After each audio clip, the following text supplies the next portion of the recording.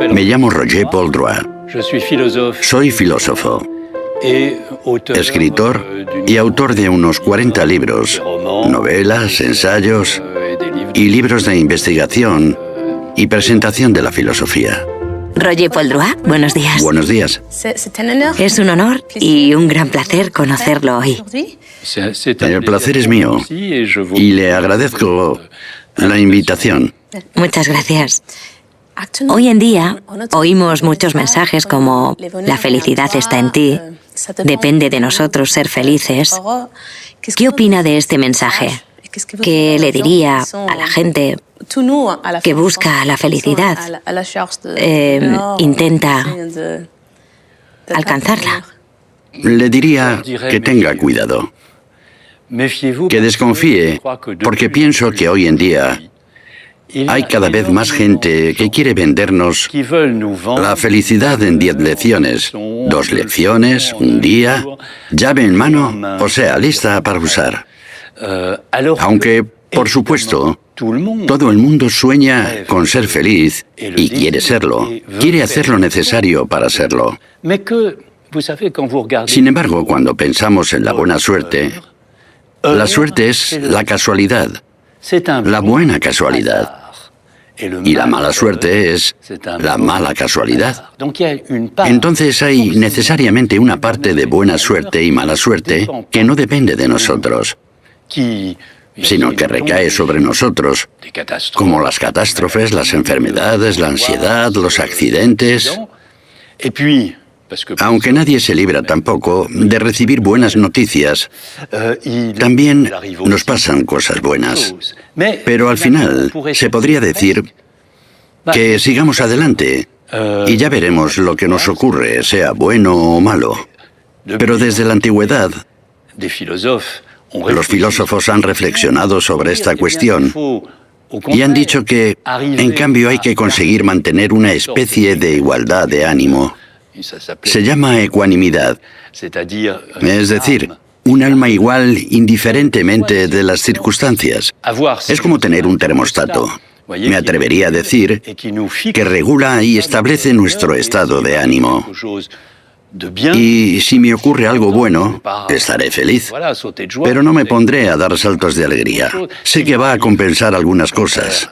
En cambio, si tengo un accidente o algo malo, no me voy a desesperar por completo. Es esta idea de tener un equilibrio. Pero esa es la diferencia entre los comerciantes de la felicidad de hoy en día y los filósofos de la antigüedad, que a menudo dicen lo mismo. Epicuro decía que la filosofía sirve para hacerte feliz. Sirve para calmar la tormenta del alma, según él. Claro que sí. La diferencia es que él no vendía nada. Y sobre todo, que nunca estaba garantizada. Vemos que todas las escuelas de sabiduría de la antigüedad, ya sean epicúreas, estoicas, cínicas o escépticas, cada una evidentemente tiene su propia manera de imaginar la felicidad de los sabios. Pero saben que no es algo seguro. Saben que es un proceso largo, es el trabajo de toda una vida. El conseguir equilibrar por fin esos golpes del destino y momentos de felicidad y construir algo más o menos estable y equilibrado. La diferencia es que hoy nos dicen, págame y ven a mi cursillo de 3 días. Así te garantizo que serás feliz para siempre. Vas a pensar en positivo y, si no lo consigues, ¿es culpa tuya? Pues no. Para nada. Creo que hay que tener cuidado con eso. No hay que abandonar ese trabajo de ser feliz, aunque tampoco existiría nunca un mundo sin negatividad. Para mí esa es la gran lección de Nietzsche. Explica muy bien que si decimos sí a la vida, por supuesto que decimos sí al disfrute, la amistad, el amor, la belleza, y en eso consiste la vida. Pero no es como el agua filtrada. Si decimos sí a la vida, también decimos sí a la traición, la enfermedad, la miseria y todo lo feo y desagradable de la vida. Y al final, es eso. Naturalmente, podemos hacer el máximo esfuerzo personal y colectivo para que el sufrimiento sea menor. que la miseria sea menos extensa, que las enfermedades sean menos frecuentes. Pero la idea de un mundo en el que todo eso desaparezca por completo no existe. Bueno, existe en los sueños, pero no existe en la realidad. Por tanto, la idea de la buena suerte consiste más bien en aceptar activamente, no rechazar, una vida en la que hay que hacer todo lo posible para ser feliz, sabiendo que la parte de la mala suerte no es del todo suprimible. Y cuando hablamos de la felicidad ahora en el siglo XXI, usted ha mencionado a las grandes figuras que se toman como referencia. Los filósofos griegos como Platón, Aristóteles, Séneca. ¿Cree que sus enseñanzas siguen siendo válidas? ¿Cómo podemos adoptarlas si son necesarias para ser felices hoy en día? Pienso que efectivamente debemos inspirarnos en estos filósofos y en una serie de normas y consejos suyos. Pero evidentemente no hay que ir por ahí con togas y vestirnos como ellos, o pensar que su mundo era exactamente el mismo que el nuestro o viceversa. Una de las grandes paradojas de la filosofía es su relación con la temporalidad, porque al final la física de Aristóteles o el conocimiento científico de los tiempos de Platón no le importaba a nadie aparte de algunos investigadores o especialistas. Y un científico de hoy en día se referirá a obras que tengan 10 años o 50, pero no 2500, mientras que nosotros, los filósofos, nos referimos a Platón, a Aristóteles o las escuelas antiguas con la idea de que las preguntas no han cambiado. Yo creo que es cierto y a la vez falso. Es cierto porque hay cosas de su contexto que podemos utilizar, pero con la condición de adaptarlas. Dicho de otra forma, de utilizar lo que ellos dicen en nuestro mundo, que es muy distinto. La idea de que la vida en la Tierra ha estado o podría verse amenazada por las actividades humanas no es una idea de la antigüedad. La amenaza de la biodiversidad o el clima no nace en la antigüedad. La clonación humana no se inventó en la antigüedad. El mundo digital tampoco fue imaginado, ni concebido, ni experimentado en la antigüedad. Entonces, ¿significa eso que...? Es lo que dicen algunos. Yo no lo comparto. ¿Significa eso que, como nuestras preguntas son totalmente distintas, sus respuestas ya no nos sirven? No, en ese caso, habría que tirarlo todo y pensar en el presente únicamente con las herramientas del presente. Eso no es verdad. Pero evidentemente hay que escucharlas y adaptarlas. No hay que utilizar la filosofía antigua y la filosofía en general, incluso la clásica, como una caja de herramientas, de donde podemos coger un destornillador, una llave inglesa, o lo que necesitemos para aflojar, desmontar o examinar las situaciones que enfrentamos hoy en día.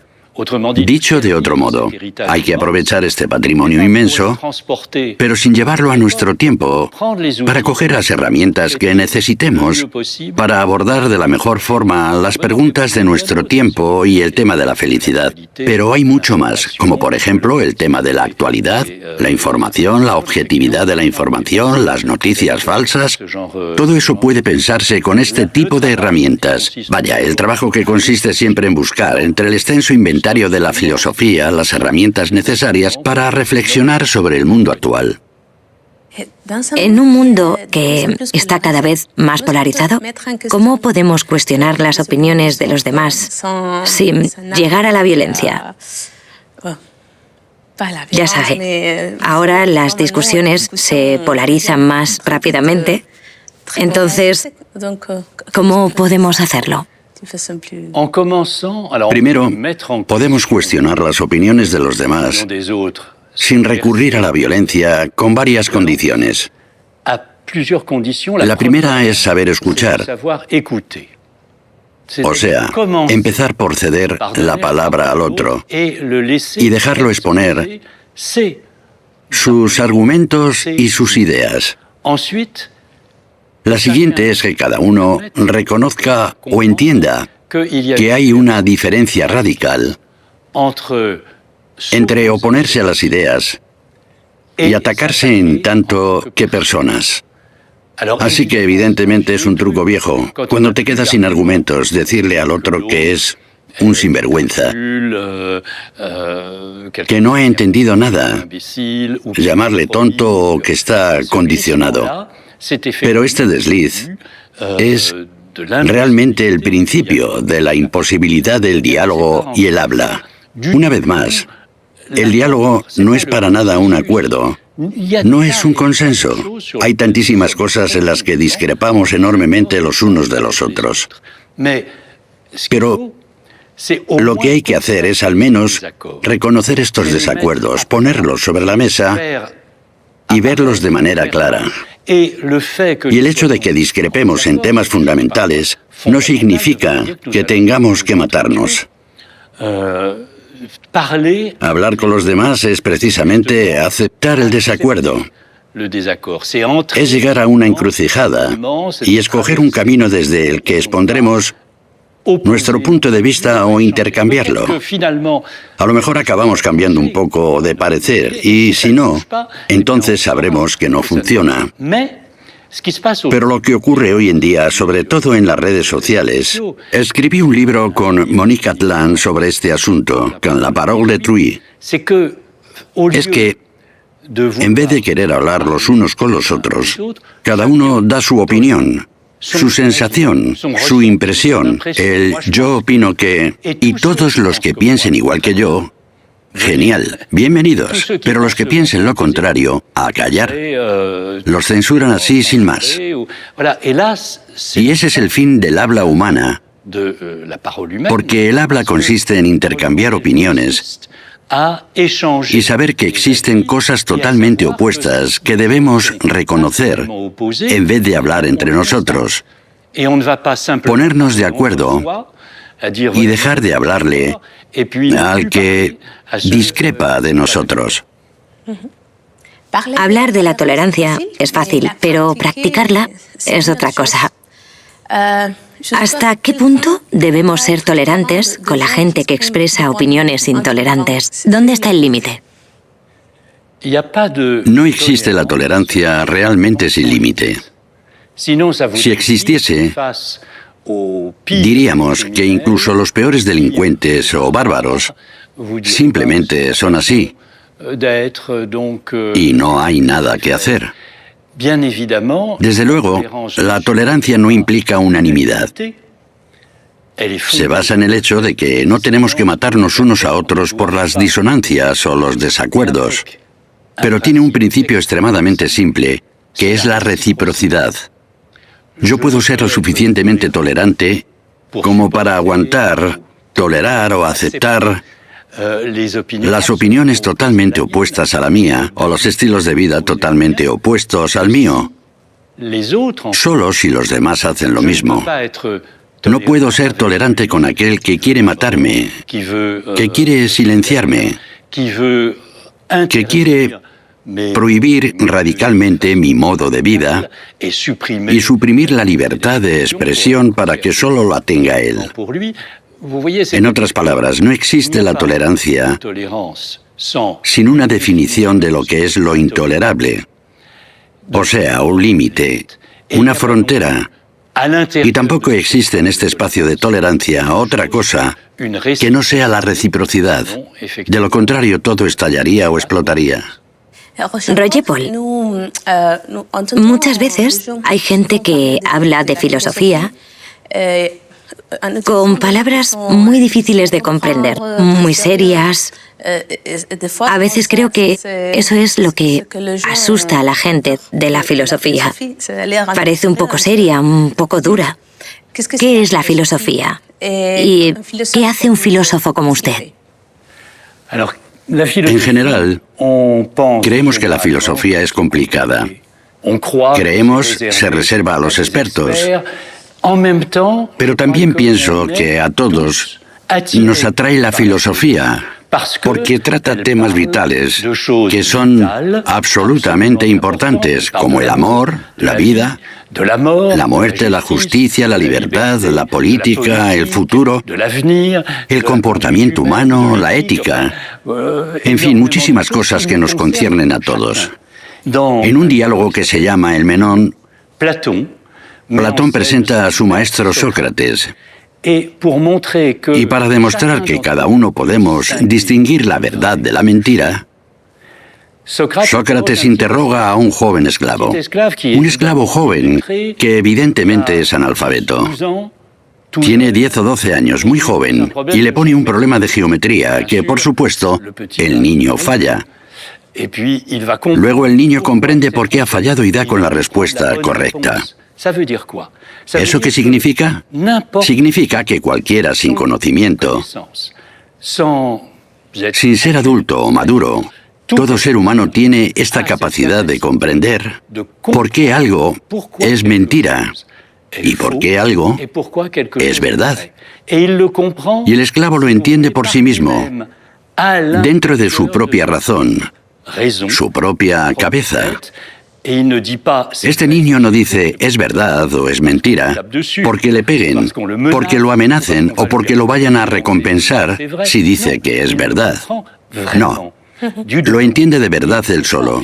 Y al final eso es lo esencial de la filosofía, que está dirigida a todos. Y no hay que temer a las grandes preguntas, porque otra cara de la filosofía que no hemos mencionado aún es que se basa en el asombro. Eso decía Platón.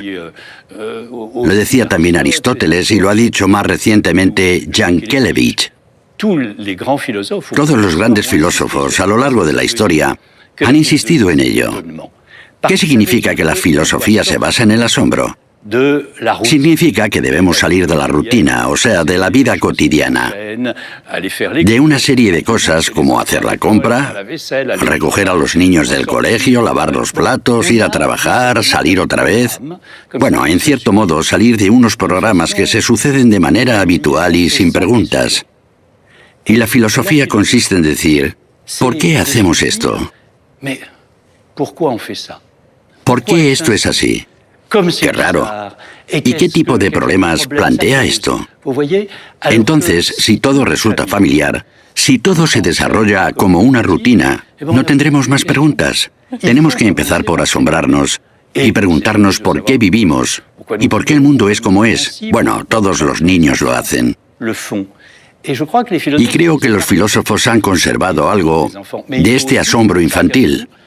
Pero nosotros también tenemos que asombrarnos. Y algo que he intentado hacer siempre a través de varios medios es hacer pequeños gestos, cositas extrañas, precisamente para asombrarme, para romper con la rutina del día a día y que constituyen el punto de partida de la filosofía. Ya luego podemos hacer preguntas y leer a otros autores, pero siempre el punto de partida es preguntarse por qué esto es así. En cierto modo, hay que despegarse de las acciones habituales. Hablando de los juegos de fe, precisamente, usted ha utilizado la filosofía como juego de fe, como ya he mencionado. Ha escrito un libro, 101 experiencias de filosofía cotidiana, en el que propone experimentos, experiencias, para jugar un poco con la filosofía. ¿Podría recomendarnos 2 o 3 experimentos? Pues es verdad que es un libro un poco particular, en el que invento, sin una experiencia de la filosofía diaria, es decir, sin hacer gran cosa, para experimentar el problema de una pregunta filosófica, en vez de plantear la pregunta de forma abstracta. Si yo pregunto, ¿tenemos una buena representación de la realidad en la cabeza? Cualquiera se pondrá a bostezar. No sabrá a qué me refiero y no le parecerá muy interesante. Pero si digo, intente pelar una manzana en su cabeza, la instrucción es que se lo imagine exactamente como Si viese un vídeo mental y tendrá que elegir una variedad de manzana. Tendrá que elegir si es una Granny Smith, Pink Lady. Bueno, habrá que elegir la variedad. Luego de esa variedad elegirá una manzana concreta. Todas son distintas, incluso dentro de la misma variedad de manzana. Entonces, ¿está un poquito tocada aquí o allá? ¿Está dañada por acá? ¿Tiene un color distinto? Y luego elegirá un cuchillo. ¿Es un cuchillo de sierra? ¿Un cuchillito plano? Bueno, tiene que saber la manzana y el cuchillo concretos. Y ahora elegir la manera de pelar. ¿La pelará de una sola vez mientras la gire? ¿La pelará en vertical varias veces? Ahora empezará a pelar, pero ojo, no puede equivocarse. La piel tiene que estar entera de principio a fin. Salvo que sea una extraterrestre, no lo va a conseguir, es imposible.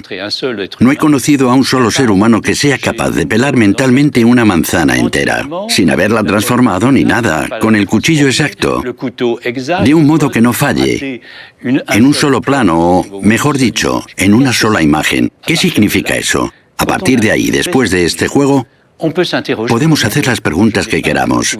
Yo no. Para mí es un detonante para reflexionar. Pero usted se dará cuenta de que no es capaz de reproducir una realidad tan simple como pelar una manzana de forma fiel, exacta y completamente auténtica. Por tanto, se dará cuenta de que nuestra percepción de las cosas, nuestras sensaciones físicas son vivas, intensas y precisas. Pero en cuanto intentamos replantearnos el mundo y reproducirlo en nuestra cabeza, vemos que es algo más aproximado, más vago. Hay unos márgenes de incertidumbre. Entonces es ese un primer ejemplo de estas pequeñas experiencias. Otro ejemplo de estas experiencias sería preguntar si las palabras y las cosas se corresponden de forma exacta. Es más una pregunta para una clase, para la universidad, para una tesis de filosofía. Pero si digo, escoja algo que lleve encima, un botón, el reloj, un lápiz, y luego vacíe el significado de la palabra. Usted va a mirar el lápiz, por ejemplo, y va a repetir lápiz, lápiz, lápiz, lápiz, lápiz, lápiz, lápiz. Es como un juego de niños. Los niños lo hacen. Y cuando lo hacemos nosotros, enseguida nos percatamos de que si lo repite 20, 30, 40 veces, la palabra se deseca. Ya no tiene sentido. Pierde la adherencia, su pegamento, por así decirlo, al objeto y en la mano. Solo nos queda un trocito de plástico o de madera. Y la palabra que se cae, se deseca. Ya ve que solo con esta repetición, esta pequeña experiencia, nos damos cuenta de que la relación entre las palabras y las cosas no es necesariamente fija, no es imposible separarla. Y por lo tanto, podemos reflexionar a partir de ahí sobre la relación entre las palabras y las cosas, sobre cómo articulamos nuestros pensamientos. Es un libro que se me fue de las manos. Me atrevería a decir porque ha sido traducido a 24 idiomas. Años más tarde, me enteré de que había clubes de estudiantes que jugaban y comparaban sus resultados y tal. Pero sobre todo yo quería hacer un libro en el que las preguntas filosóficas no es un libro de filosofía, sino un libro que te prepara, que te guía hacia la filosofía. Y quería que los lectores experimentaran estas cosas extrañas e insólitas, esta desvinculación para luego crear su propio camino. Como ve, es siempre la misma idea. Yo no les digo a dónde ir. En un momento de la introducción digo o pregunto, ¿a dónde quieres ir? ¿O qué quieres hacer? Y respondo, pues ahí vas a ir. Entonces, yo no les enseño el camino, sino que les doy el impulso, el detonante, y con esta mecánica cada uno toma su camino. Si tuviera que explicar un concepto filosófico clave a una persona normal y corriente, ¿cómo lo haría de forma amena y agradable? Pues hay muchos conceptos posibles, pero no elegiría un concepto filosófico muy técnico. Pero algo que me parece absolutamente esencial y tan importante como el asombro, hemos hablado antes del asombro como primera condición de la filosofía, es la segunda condición, que es en última instancia el diálogo. Y le preguntaría a esa persona normal y corriente si sabe qué es el diálogo, si cree que sabe lo que es. Pero considero que hay muchas cosas que añadir ahí porque, en general, creemos que un diálogo se da entre una persona y otra. O sea, dos personas que hablan. Pero cuando hablamos de un monólogo, como en el teatro o la vida, es solo una persona que piensa o dice en voz alta lo que piensa, etc. Mientras que en un diálogo hay dos personas, como usted y yo, que estamos hablando ahora. Pues no, en absoluto. Día en griego no significa dos. Si nos referimos a dos personas, diríamos que es un duólogo. Monos el monólogo, es uno solo. Pero día significa a través. Entonces, no sirve, porque somos dos los que hablamos. Si bien es cierto que se usa diálogo para referirse a eso, el diálogo puede ser entre 3, 4, 5 personas. Debe esencialmente pasar a través de las palabras, los pensamientos y los argumentos, ya que en griego la palabra logos significa tanto pensamiento como palabra y razonamiento. Se trata de avanzar en nuestra reflexión a través de las palabras, los argumentos y las oposiciones. Y el diálogo no se da solo en filosofía. No quiere decir que es una mera charla donde todos estamos de acuerdo, en absoluto. Hay que avanzar contraponiendo una idea a otra, aunque seamos 3 o 4 personas las que discrepemos a menudo. Al final, lo importante es crear nuestro camino a través de este diálogo, esta confrontación. Platón decía en alguna parte que el pensamiento es el diálogo del alma consigo misma. ¿Eso qué quiere decir? Quiere decir que, aunque esté yo solo, aunque no haya nadie a mi alrededor, soy varias personas en mi pensamiento porque me contradigo. Cuando decimos pensar contra sí mismo es como decirnos, no tiene por qué ser así, aunque esté yo solo o no hable. Al pensar filosóficamente, yo dialogo en el sentido de que soy yo mismo, pero también soy otro que dice, no, a lo mejor te equivocas. Observamos nuestros propios pensamientos, los analizamos y los criticamos. Y esto es lo que le diría a una persona normal y corriente sobre el diálogo, que es fundamental cuando queremos reflexionar, empezar a analizar estas ideas. Es lo que hacía Sócrates en los diálogos de Platón, que precisamente se llaman así. Como avanzamos a través del debate y el intercambio de ideas, se trata de coger nuestras ideas y analizarlas. Y esa podría ser otra definición de la filosofía. No consiste en tener ideas. Todo el mundo tiene sus opiniones, sus puntos de vista. No se trata de saber defenderlas. Si usted me contradice algo, yo sabré contestarle. No estaríamos haciendo filosofía, sino debatiendo. Pero empezamos a hacer filosofía si observamos nuestros propios pensamientos y los de los demás, y los ponemos a prueba. Nos preguntamos si se sostienen, de qué están hechas, cómo podemos descifrarlas. Me atrevería a decir cómo desmontarlas, vaya. O en cambio, ¿son perfectamente homogéneas y coherentes? Eso es la filosofía. No va de tener ideas, sino de ponerlas a prueba y analizarlas precisamente a través del diálogo. ¿Y cómo podemos combinar la filosofía y el humor? Yo creo que la filosofía y el humor van muy bien juntos. Algunos lo evitan y otros dicen que el humor es una de las grandes herramientas de la filosofía. Pero a menudo creemos que para abordar seriamente un tema Hace falta unas palabras muy complicadas, un ambiente muy serio y tal. Y sin embargo, podemos ponernos extremadamente serios por la importancia del tema y a la vez ser agradables, divertidos y graciosos. No hay contradicción, es un error creer eso. Hay cosas aburridas que no suscitan ningún interés y hay cosas divertidas, graciosas, que tienen una profundidad enorme. Afortunadamente, muchos filósofos lo han sabido. Incluso si leemos los diálogos de Platón, no son nada aburridos.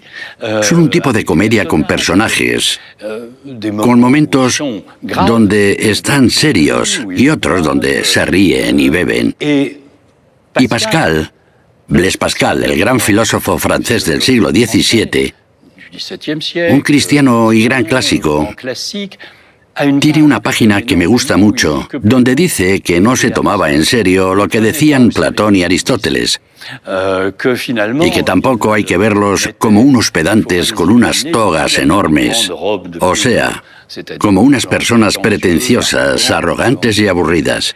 Y hay muchos filósofos de la antigüedad que son muy divertidos, como por ejemplo Luciano de Samosata, que escribió cuentos, o Voltaire. Están, por supuesto, Voltaire, Diderot. Hay muchos filósofos como Nietzsche que han utilizado el humor, la provocación, la burla y la crítica no solo para reírse, sino también para encontrar en la risa o la provocación algo que incite al pensamiento. Debe haber maneras, y he intentado hacerlo en algunos libros míos, de provocar risa o al menos de sorprender. Que no sean simplemente unos juegos, sino unos juegos que inciten a la reflexión.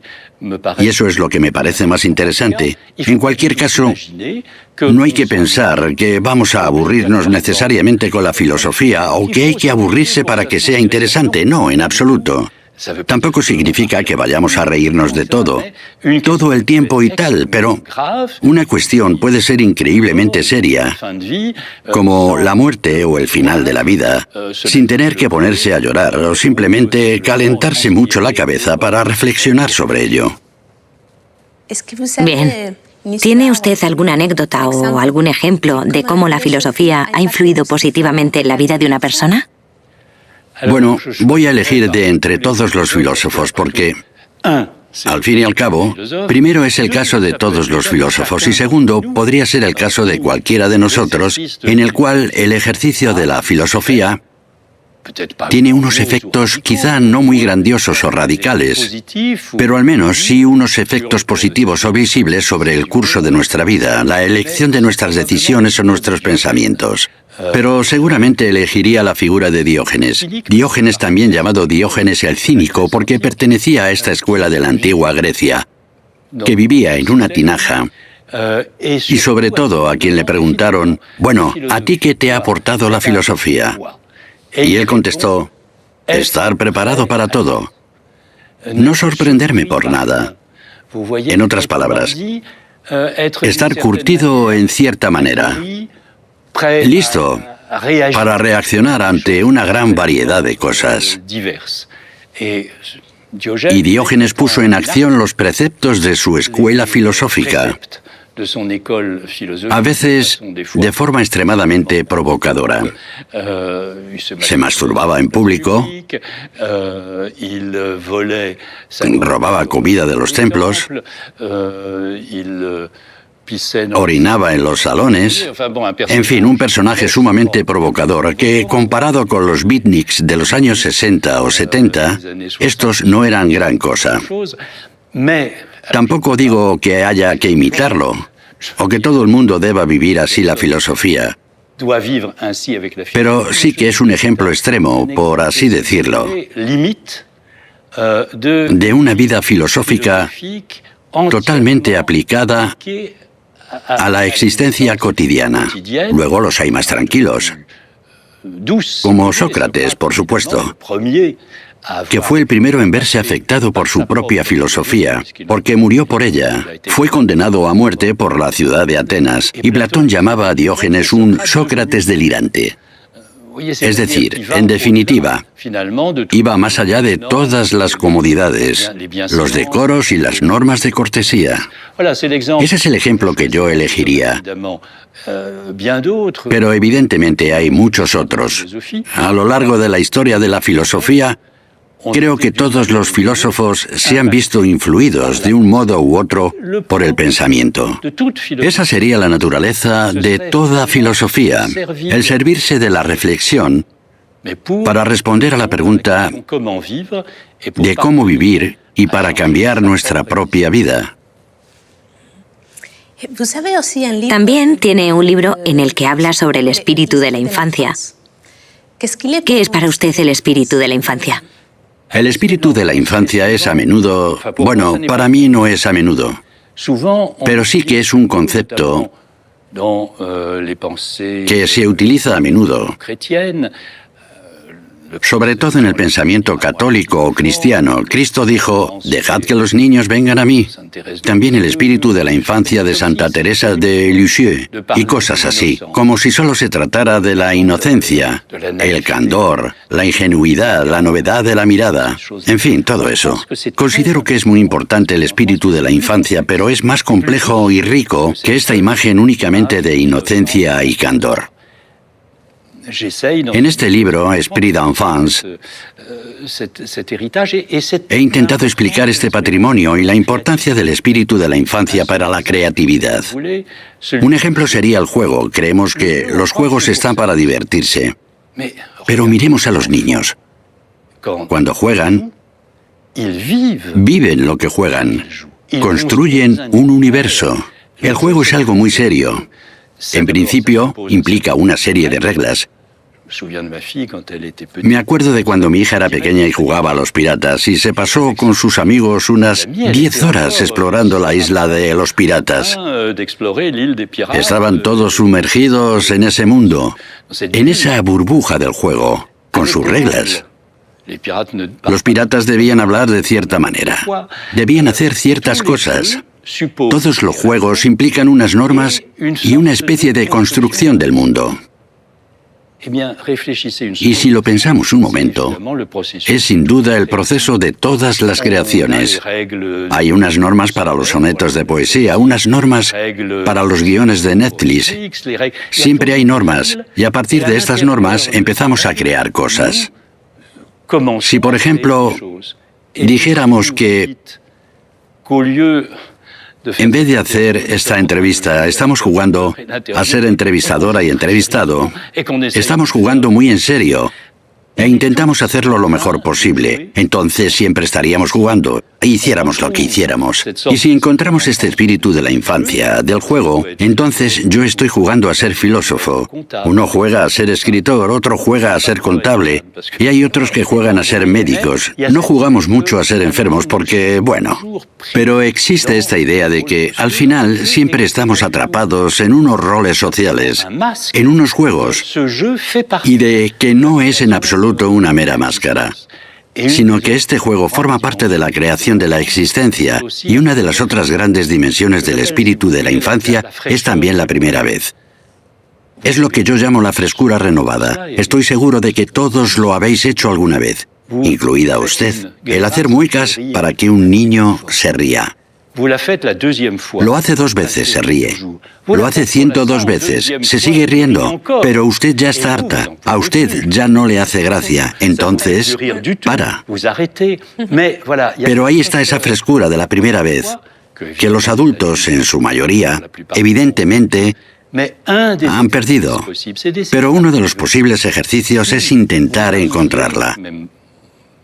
Si la encontrase, aunque no del todo, pero si lo hiciera, por ejemplo, si quisiera hacer el amor por primera vez con alguien con quien ha vivido durante 10, 20 o 30 años, o probar por primera vez el vino que más le gusta, o ver por primera vez su cuadro favorito, o el lugar al que más cariño le tiene, existe esta capacidad de refrescar la mirada, la sensación que tienen los niños y que debemos conservar a través del espíritu de la infancia.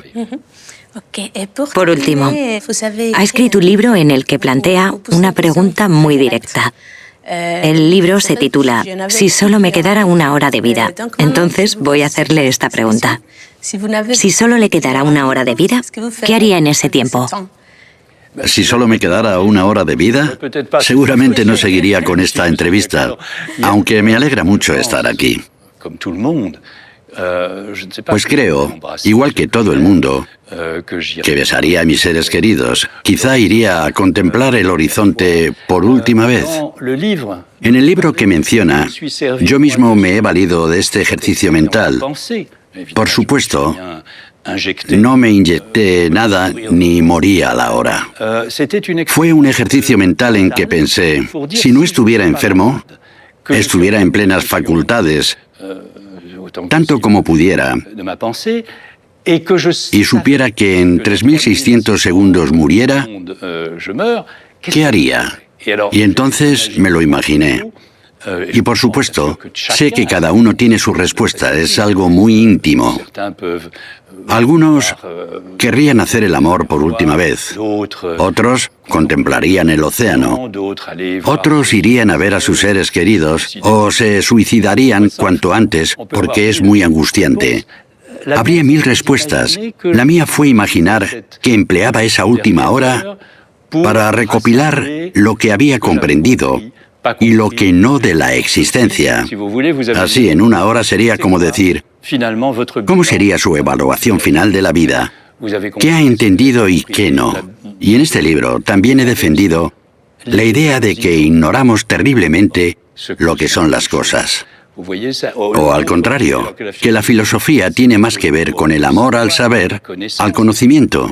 He defendido esta idea de que ignoramos muchas cosas y que debemos ser conscientes de esta ignorancia para seguir progresando. Hay una paradoja, y es que cuanto más sabemos, más ignorantes somos. El conocimiento mismo aumenta la ignorancia, cuando normalmente pensaríamos que la reduce, pero no. Cuanto más sabemos sobre el universo, por ejemplo, más preguntas nos hacemos. Un ejemplo serían los agujeros negros. Sabemos poco, pero no sabíamos en absoluto, hace 150 o 200 años, que los agujeros negros existían en el universo. Entonces, como tenemos más conocimiento, también tenemos más ignorancia y más conocimientos que descubrir. Y una de las cosas que me ha enseñado la filosofía es que me gustaría compartir con los demás que no sabemos mucho y que evidentemente debemos trabajar para saber más. Pero al mismo tiempo, trabajar para soportar nuestra ignorancia y aceptar que no sabemos. De lo contrario, estaremos ante un fantasma de nuestro tiempo, que es el fantasma de los expertos, el yo lo sé todo. Ya sabemos que los expertos son muy respetados por sus conocimientos técnicos y tal, pero el experto es algo muy pequeño. Sabe mucho sobre algo muy pequeño. Y como seres humanos, sabemos muy poco de las grandes cosas. Muchas gracias. A usted. Ha sido de verdad un enorme placer. Muchas gracias. Hasta luego. Hasta luego.